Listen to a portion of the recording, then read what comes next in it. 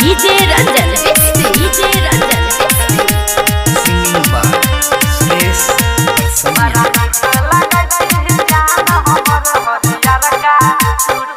किया बैसल छी मुंह फुला को हमरा से रुसने किया बैसल छी मुंह फुला को हमरा से रुसने निक लागै छी बड़ा निक लागै छी जान हमर हरियर का सूट में बड़ा निक लागै छी जान हमर हरियर का सूट में किया बैसल छी मुंह फुला को हमरा से रुसने बड़ा निक लागै छी जान हमर हरियर का सूट में बड़ा निक लागै छी जान हमर हरियर का सूट में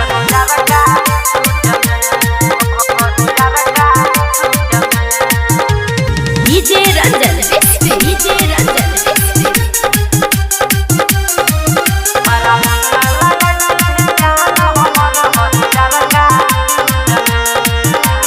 पटना के पायल देबो लखनऊ के लहंगा पिन्हाई के घुमाई देबो जिला दरभंगा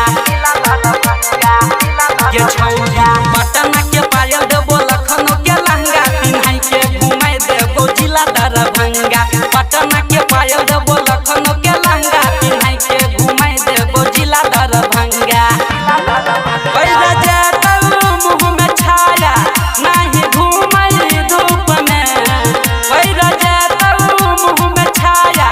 नहीं घुमाई धूप में निक लागै छी बड़ा निक लागै छी जान हमर हरियर का सूट में बड़ा निक लागै छी जान हमर हरियर का सूट में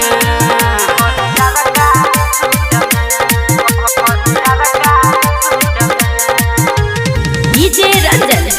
डीजे रंजन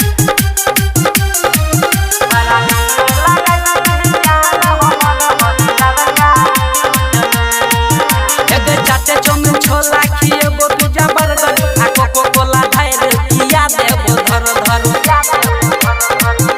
के छौरी चाटे चौमिन छोला खिएबो पिज्जा बर्गर आ कोको कोला ढार किया देबो धर धर चाटे चौमिन छोला खिएबो पिज्जा बर्गर आ कोको कोला ढार किया देबो धर धर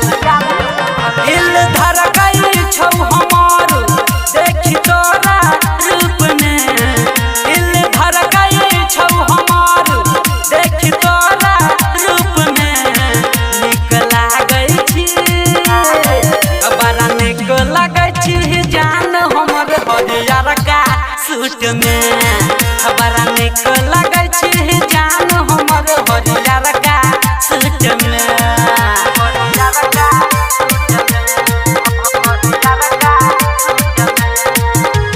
डीजे रंजन डीजे रंजन मां शीतला रिकॉर्डिंग स्टूडियो किरतपुर बाजार देख के पागल तोरा भेलौ हमर रनिया साचे कहै छौ सूरज बरसमिया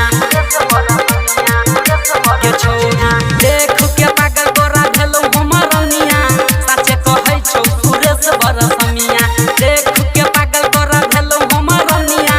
साचे कहै छौ सूरज बरसमिया लिखौ राइटर दिनेश दिलदार हम छी तोरा पेट में लिखौ राइटर दिनेश दिलदार हम छी तोरा पेट में निक लागै छी बड़ा निक लागै छी जान हमर हरियर का सूट में बड़ा निक लागै छी जान हमर हरियर का सूट में अखन अहाँ सब सुनि रहल छी मां शीतला रिकॉर्डिंग स्टूडियो किरतपुर बाजार।